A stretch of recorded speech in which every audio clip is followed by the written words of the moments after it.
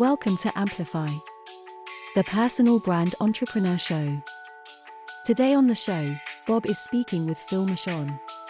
I had a mentor who told me to do this, and I did it for a year, and then I stopped. Putting time on the calendar every day for brainstorming, and then to have a method for figuring out what are problems, what are things that I need to be applying my brain to, and doing it at a time of day when I'm at my freshest. In 40 to 60 minutes of focused brainstorming, I can come up with a lot of ideas that help me move the needle forward in ways that I could spend a week spinning my wheels. Hi there, and welcome back to Amplify, the personal brand entrepreneur show, where every week I speak to incredible people who share what makes their business work. If you're new to the show, take a second right now while you still have that device in your hand to subscribe. And if you're listening on Apple Podcasts, it's a bit weird. You have to tap on the three dots at the bottom right, select Go to Show, hit the plus icon at the top right-hand corner of the screen, and strangely, that's how you subscribe. But if you're listening on any other device, it's much simpler. Just hit the subscribe button and welcome to the family. So this week, I am more excited than normal. And I know I say this a lot. I'm very excited about most of my guests, but I had an unforgettable experience recently. You, as my listener, are possibly getting tired of hearing. I went to Social Media Marketing World back in March.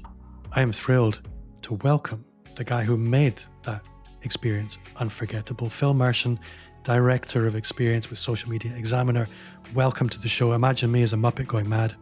It's so exciting to have you here. I can picture it now. We're both bald-headed, but if we both had wigs on, we'd be jumping up and down. I love it. I'm glad to be here, Bob. So I had a great time at Social Media Marketing World. A lot of people have a great time at Social Media Marketing World. And I am obviously very interested to know what it takes to put something like that on. And there are lots of questions I have around events and experience marketing in particular. But how long does it take you to pull that off? 10 years.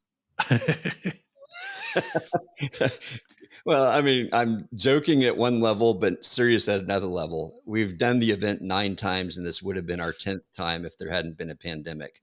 And the things that we did this year, we weren't even thinking about in year one. So I think that's actually really important for anyone who's never done an event. You can't do the first year what you'll be able to do in a few years.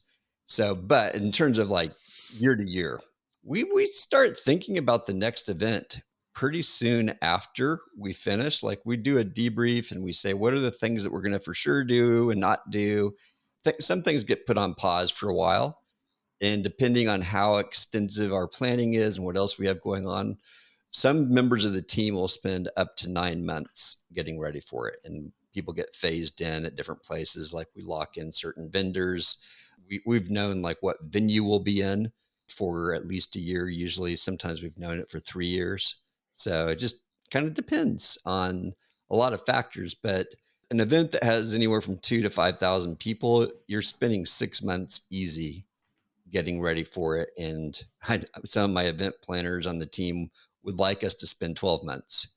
We're a small business and we have other things we're doing and we need things that are bringing in money, and the event doesn't bring in money all year round. So we need to find other things to do during the off season. So for the listener who doesn't know, paint the picture for me. What is Social Media Marketing World in your eyes? How would you describe it? And I think when I'm done, I'll let you say what it is, unless you've been doing that plenty in other episodes. Our target audience is social media marketers, small business owners, small business marketers, agencies who work with small to medium-sized businesses primarily. We do get large brand marketers coming to the event, but that's not our primary audience. They come because number one, they want to learn and stay on the cutting edge of what's working in social media. But number two, they've come because they want to connect. They want to meet the experts. They want to meet their peers. They want to have conversations about what's really working in the trenches. So they want to hear from the experts in the classroom, so to speak, what's working. But then they want to go into the hallway, go to lunch, go to the bar, go to dinner, go have an excursion and find out what's working and create friendships that will last all year long. And they want to do it in a fun way. San Diego is a great place to do it because it's fun naturally, but they're able to do things there that they can't do back home, sitting at their desk, whether they're in Glasgow like you, or they're in, Timbuktu or wherever they are. They're coming to have an experience together. And that's the important thing. So that's what we try to do, is we try to create an opportunity for them to create memorable moments that will last throughout the year, but that lead to transformational moments where they make a change in how they do business. They may make a change in their employment. They may, that's not our goal to get people into new jobs, but it happens often. They realize, oh, I could be doing this. We have people who come to us and realize, I'd like to be doing this full time or whatever. So it becomes a moment, a point in time for people, a pivot moment, if you will, where people are making big decisions. They get the space. We try to create space, both physically, but also mentally and metaphysically, if you will, where people can have the room to think about bigger ideas, bigger conversations that they can't have when they've got a long to-do list and both a boss and maybe a family pressing in on all sides, and there's just not time for that. That's what an event does. It gives you time for things that you can't do. And we try to slow time down to the degree we can so that those conversations can happen. Those aha moments can take place. And I think those aha moments for me are probably the most important thing. The reason Social Media Marketing World was on my task list, or I'm going to call it a bucket list if I'm honest, my professional and personal bucket list, was I had heard person after person after person who I respect and look up to in the industry say Social Media Marketing World was where everything changed. It was that pivot point, but a pivot point with a capital P, not like making a small pivot in a business, but a giant personal pivot. And I wanted to experience that for myself. And it was real for me. I think one of the things that I find being a content creator, particularly running this podcast, is I know an awful lot of people superficially, but arriving in San Diego with all these superficial connections and deepening them into genuine friendships, genuine connections, was nothing short of life-changing. And the way I often describe Social Media Marketing World to anybody that's listening is it's almost become the fixed point around which a whole industry or a whole movement orbits. And I hope that's a nice thing for you to hear, because that probably was never the goal. It was just an event, but it really has become this signal point in the year where a whole industry globally is convening. And I don't think there's another event like it. It's not like a big corporate conference. It really is a community, which I'm really grateful to have discovered. Yeah, I don't know that we thought in year one that we'd become an industry event, but that has been an ambition and a desire. We're one of the few companies that has stayed true to our mission, being trail guides in the social media jungle. And so we've been doing that for 12, 13 years. I think this year will be 13 come October. And so we've not really wavered from that mission too much. We've gotten more focused in certain ways.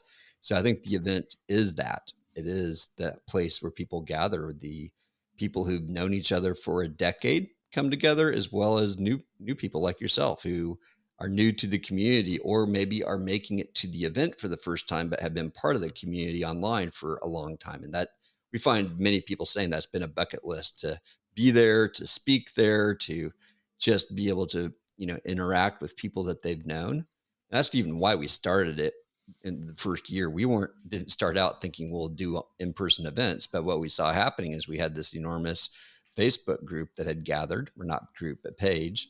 And these people were clearly wanting to meet each other. And we said, well, where else can they do it? There's other events that talk about social media, but there's none that is the focus.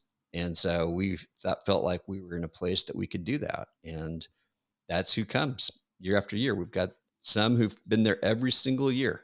It's a small handful other than speakers, but it's probably less than 30 people total, other than, probably 30, even including some staff who've been there every single year. And then there's a lot of people who've been there anywhere from 1 to 8 years. Mm.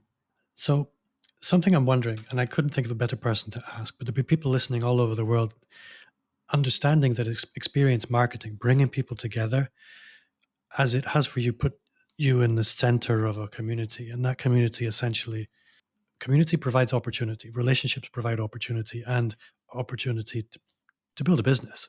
And there'll be people all over the world thinking, I'd like to do something like that near me. If you were looking at running an event locally to you and it was day one, how would you approach it now?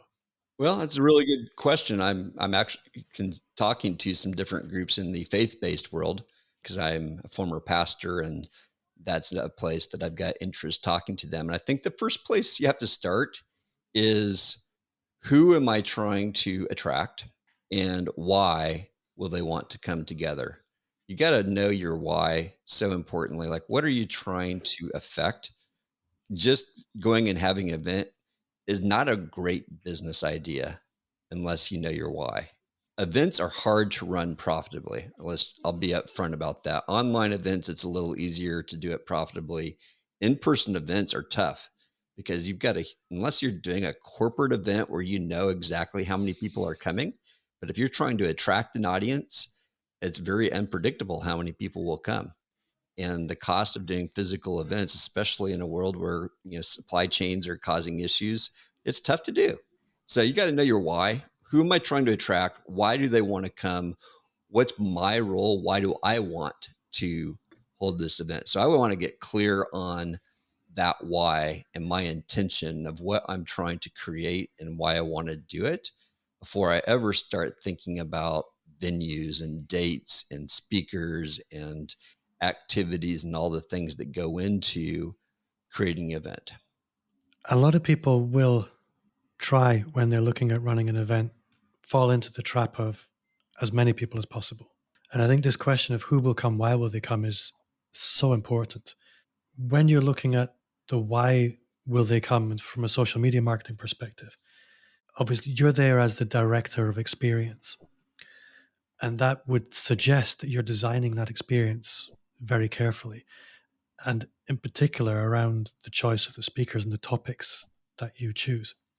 So, what I'm curious to know is, when you're choosing speakers, one of the things that I definitely noticed is you're not just picking the big names for the sake of having the big names to attract people, but you are, well, I don't know why you're picking the people you pick. And that's essentially what I wanted to pick your brains about, is what goes into picking the speakers that you choose? Because I think the way you've done it was very elegant, very smart, and it was very diverse.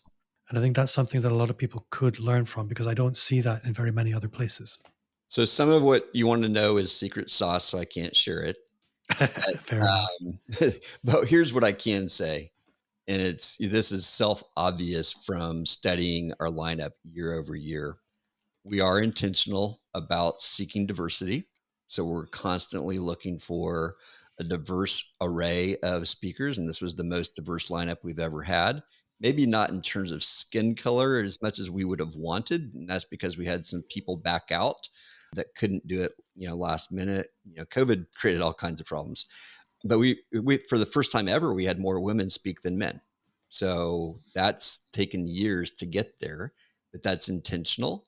But, for us, it all starts with research. So I think back to the why.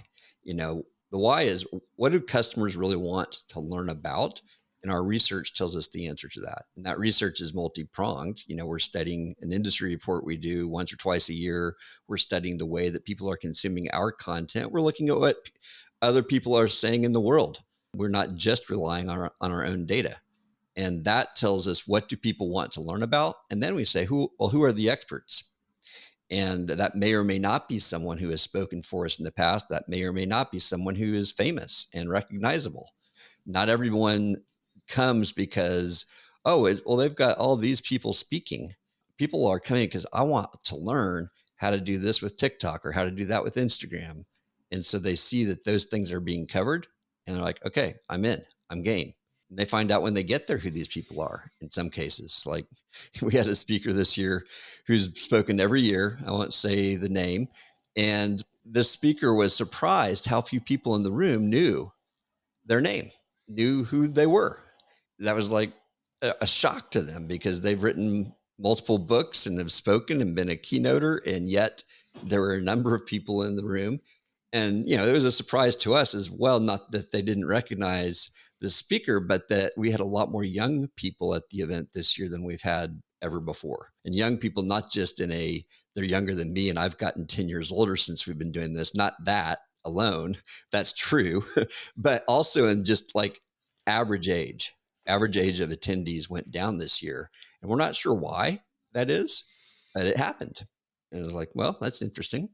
So I think I know who you're talking about. Yeah, well, and it doesn't matter really, but I don't want to shame him. It's but data is so important. That's really what my point was there, is data guides decisions. And I think if you don't have data, you're guessing, and data is only a guide. Like in our case, we thought we were attracting audience A and we ended up attracting a younger audience. And that may be that audience A didn't show up because there were a number of people who didn't travel due to COVID. And if they had shown up, it would have been more what we expected. I don't know. That's a hypothesis. There's really no way to know for sure.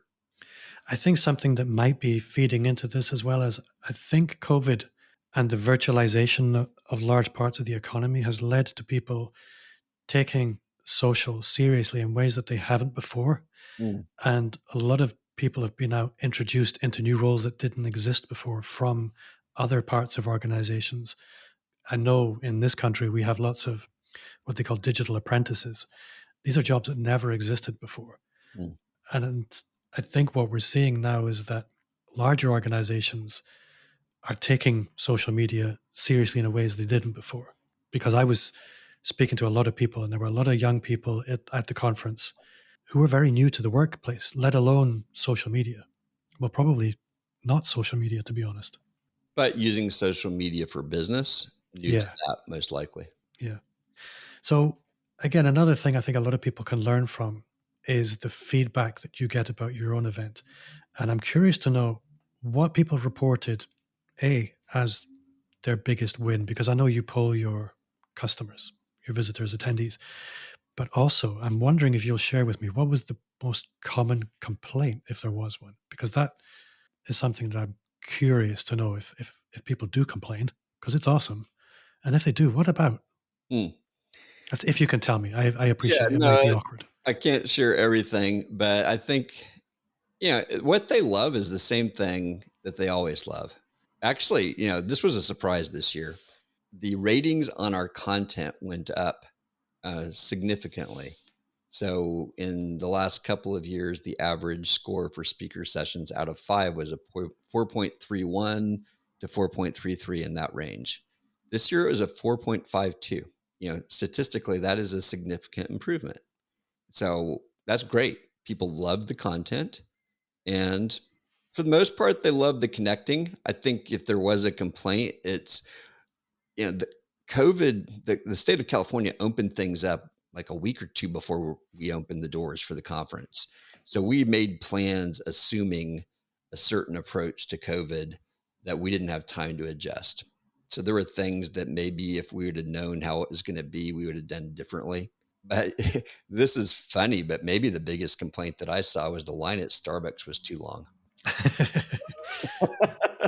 So they wanted their coffee and they didn't like the convention center coffee that we had. So there you go. Well, if that was the biggest complaint, you're doing all right, because I didn't even go to Starbucks. Yeah, and I don't know if that's the biggest, but that's one that was in the feedback, and people were standing in line for lengthy periods of time and missed sessions as a result. And it's like, well, you know what? You chose to do that. But it is something for us to learn from. So one of the things that you're working on at the moment is a book around personal branding and experience. Can you tell me a little bit about what is in that book? Because I know you're not quite done with it yet. Like, you don't have to give to me chapter and verse, because you're going to come back when it's ready for other people to buy. But I'm curious to know, what is your perspective on the question of personal branding and what direction you're taking in that book? Yeah, well, the working title is Unforgettable, the Art and Science of Making Memorable Experiences. So I'm looking at what makes something memorable, what makes something meaningful, and what is the role of moments within that. So those are like the 3 M's that are the goal. I want something that's memorable, meaningful, and full of moments. And I think if you have enough moments, it's going to create momentum. So that's kind of the goal of the book. But then the art and science part is I'm looking at the imagery of a baker. And you think about a baker, and I spoke with a baker last week, a master baker, and talked to him about how he goes about designing, literally designing, creating unique breads for the different customers that he has. And he primarily serves restaurants and cafes and places like that who have a unique bread that they want for whatever their application. And the process that he goes through, of the questions that he asks them of what do you want this bread to taste like, feel like when you touch it, when it's in your mouth, how should it absorb the materials you're putting on it? If it's a sandwich or using it for like a soup bowl or something like that, what's it going to smell like? All these kinds of things affect what ingredients he's going to put into it. And it affects how does he choose to bake it? What kind of oven does he use? How much yeast does he use? How long does he let it rise or not rise? All these different factors that go into it. It's pretty much the same thing for an event. If we were talking, Bob, about creating an event for you or for one of your listeners, I would want to have a detailed conversation, and let's try to describe that as best we can by looking at analogies of other places. What are other breads that you've had that are like what you want? What did you like about it? What didn't you like about it? And try to get as much language around that as we can, because we know, not all breads are created equally. Not all events are created equally. And not the event that I produced at Social Media Marketing World is not the right fit, perhaps, for the event that you want to create in Scotland. There's things that should be different. There's things that should be the same. And so understanding what those things are. So this is going to walk through what I look at as the primary ingredients that are included in baking this event. So that's going to be things like your content. That's going to be things like the role of community and connecting. That's going to be things like the crew, the staff, the people that you put the event on with. It's going to include things like all the choices that you're making about things like audio, visual, the colors and graphics that you use, the way that you lay the facility out. Includes thinking about the oven, the in the case of an event, it's the venue. Like, where are you holding it? How much control do you have over that venue? Can you choose your own venue? Because the venue is going to say a lot about what you do. I like to say, if you're going to hold an event at a big top tent, it's going to be very different than if you do it in a concert hall or a movie theater or a convention center. All those say something about your event without you saying anything. And so helping you understand all these different factors that go in, and then the way that you put those things together produces the culture of your event. And those are all just the basic ingredients. Then there's secret sauce stuff that you can do that, sets it apart. Like if you think back to bread, if I put raisins in the bread, I don't have to put raisins in bread, but raisins makes it different. I might put cranberries instead of raisins, and that's going to change it. Those are secret sauce ingredients, and events have the same thing. Like, for us, this, we do live music as much as we can. Hardly any marketing events in the world use live music. They're either using a DJ or they're just using canned music. So that sets us apart. It's secret sauce. Is it essential? No, but it makes us what we are. And not everyone loves it, but they know that's what makes us unique, is we're doing something live. Music's part of it. It's part of the DNA of who we are. And we're going to do that as long as we possibly can and can afford it and make something happen with it. So does that give you enough context of where I'm trying to go? It does, absolutely. And actually, I noticed on Instagram recently, you've been quite enthusiastic about the Savannah Bananas. Which, yes, I have. For a lot of my listeners, it's a baseball team. Google it. But better yet, go watch them on YouTube, TikTok, or Instagram. Go watch some of their videos, and then follow Jesse Cole, their founder, on LinkedIn, because he talks about what they're doing, and he's very thoughtful about the way he's doing what he's doing. Well, I first came across them in Mike Michalowicz's book, Profit First, where they were one of the case studies that he used. I didn't know that. Yeah. Okay, cool. And I think it was the story of when they originally bought that baseball team. It wasn't doing very well. And everything that we see now was in order to turn that around, but it worked so well, they just lent into it even further, I believe, anyway. No, it's So, blowing up right now. Like they're getting so much press. yeah. They just were in the New York Times. They are doing a 6-week documentary series on ESPN this summer. HBO just featured them 2 weeks ago on their weekly show. They've exploded on social media from 700,000 followers a year ago, and now they're at 3.4 million followers. But see, I know nothing about them, and I'm following them on Instagram now. I have no interest in baseball whatsoever. What you were talking about in terms of most of what they do has nothing to do with baseball. They could easily do what every other baseball team does and cut out 80% of what they do. But these are the things that make the difference. These are the game changers. These are the secret sauce. And trust me, that secret sauce is working. And again, at social media marketing world, you have ridiculously enthusiastic people in social media marketing world saying hi to everyone. There's surf branding everywhere you go. There's all kinds of stuff happening that you don't need to do. And I think in our personal brands, what you were describing there in terms of designing moments, being memorable, meaningful, in order to achieve momentum. On the one hand, we've got authenticity. On the other hand, we've got being intentional. Authenticity doesn't happen by accident, but a lot of the time when it does happen, it's one-dimensional. It follows the line of least resistance. And I think a lot of people in their marketing as organizations and also as personal brands, we follow the marketing line of least resistance. We're not very intentional about all the things that you described. And it's that intentionality that really sets any brand apart. And it is the things that you don't have to do that will make the difference. I don't have to take selfies every other day, but I do it because it's work and it's what I need to do to connect. I like the way that you presented that. It makes a lot of sense. Yeah, it's one of the things that the Savannah Bananas do that I think is on point to what you're just saying is they've got a culture of experimentation. So Jesse Cole is the founder, and he challenges his team to come up with 5 new experiments every game that have never been done on a baseball field before. And it's okay if some of them fail because they're learning. They're learning their audience. They're learning what works. And they're doing 5 experiments a game instead of 1 because they want to learn that much faster than their competition. But what the experiments are about, I think, is the instructive thing for people thinking about their brand.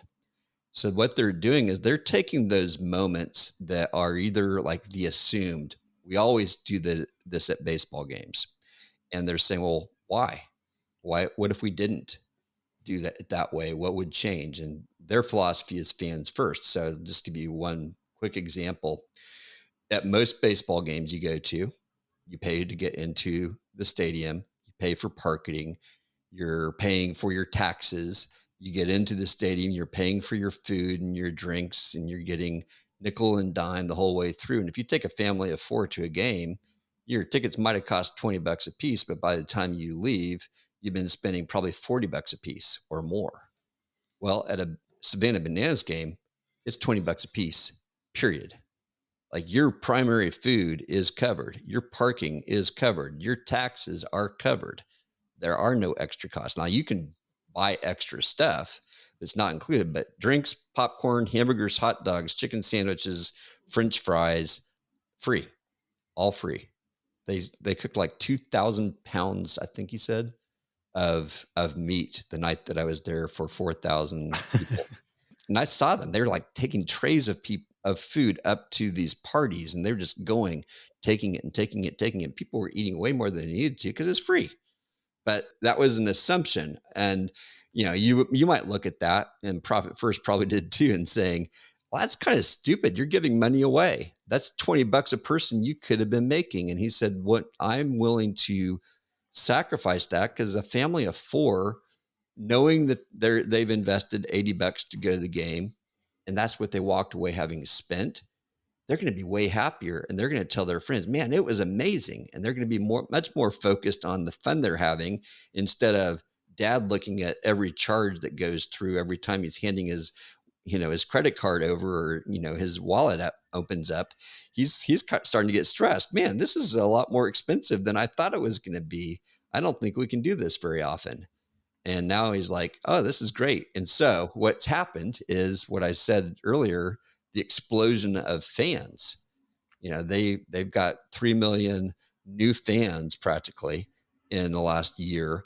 Their merchandise sales have gone up tenfold in the last year. So they are making up in merchandise sales what they were quote unquote losing in-person sales, because now they've got this enormous global audience, people who love them, who are fans everywhere. I wear Savannah Banana shirts here in Wichita, and people will stop me and say, I love them. I saw them on YouTube. What's it like? I bet I've had 10 conversations in the last week just because I wore a hat or a shirt, of people who stop me and say that. And I feel like I'm becoming a little evangelist for them. And that was never my intent. I didn't know what I was going for. I'm not a baseball fan. It's funny. I was at a group meeting last night, and one of the guys there is a former professional baseball player. And I happened to let it slip that I really don't like baseball, but I like Savannah Bananas because of the experience they're creating. And I think with personal branding, if you understand the experience that you're trying to create, you're going to get people talking about you long after the event's over. Just like, Bob, you're doing about social media marketing world. I did not know that you had the kind of experience that you did. So I'm thrilled to hear it.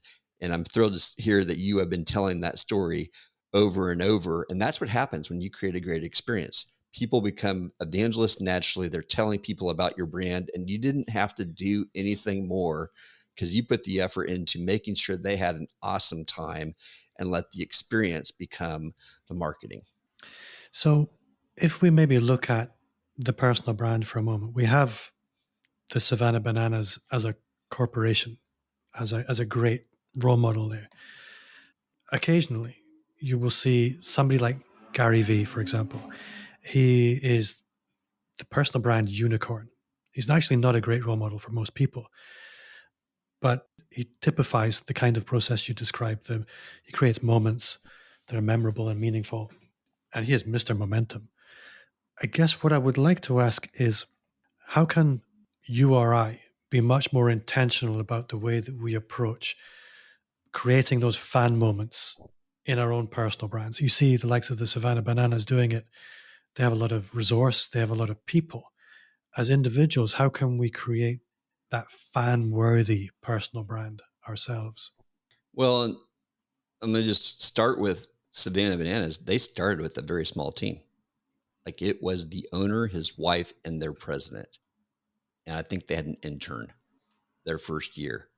So it doesn't require a big team. What it requires is a vision of what's possible and a willingness and a dogged determination to keep pursuing it and not be discouraged.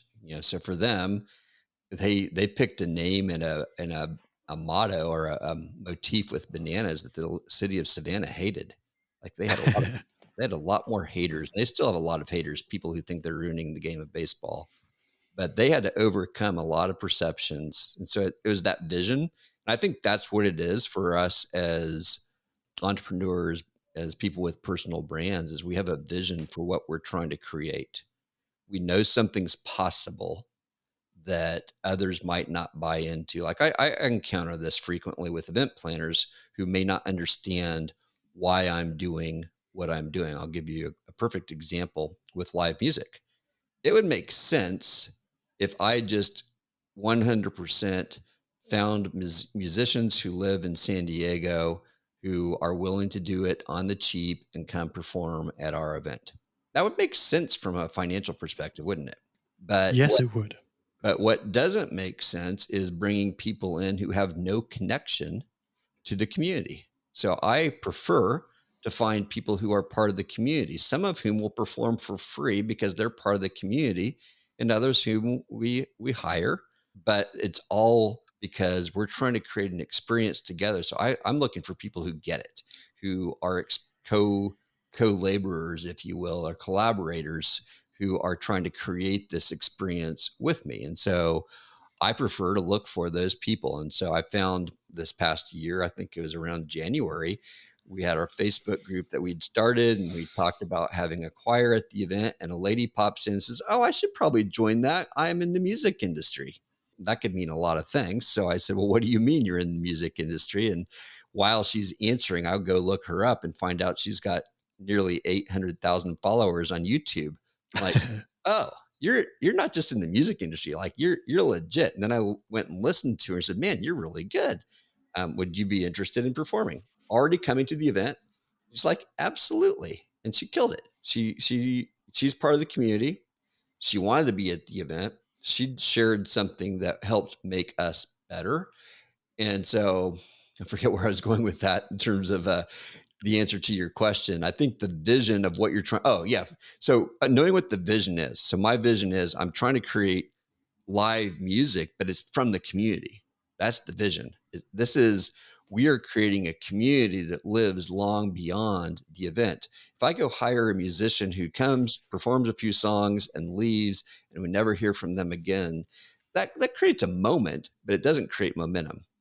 This gal who I didn't even hire her. She's part of the community. Tara, she is now a fan because she became much deeper entrenched in the community, and she's giving to others as much as she's giving back.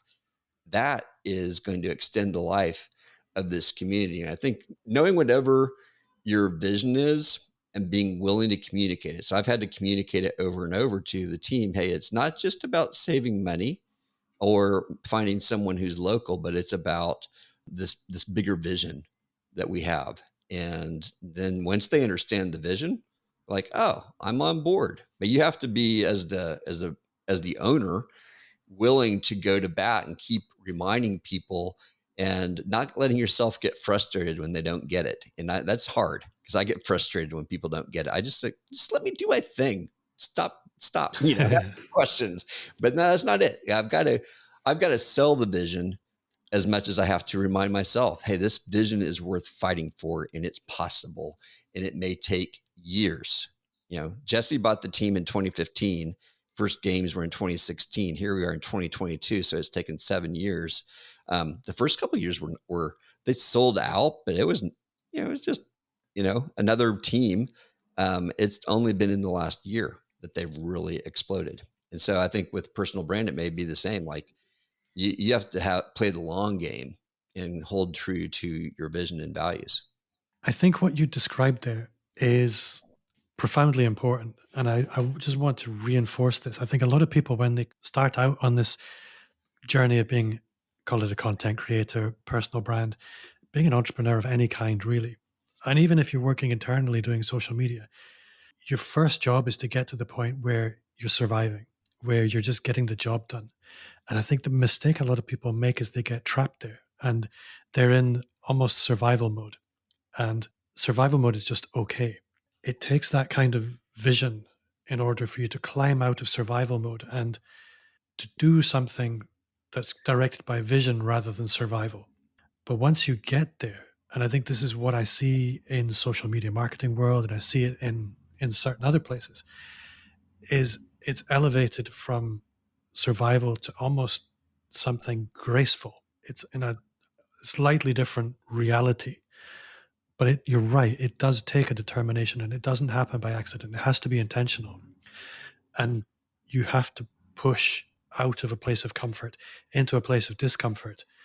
And it's going to take a while before that becomes comfortable. So I really feel that applies to so many people in their personal brands because they take the line of least resistance.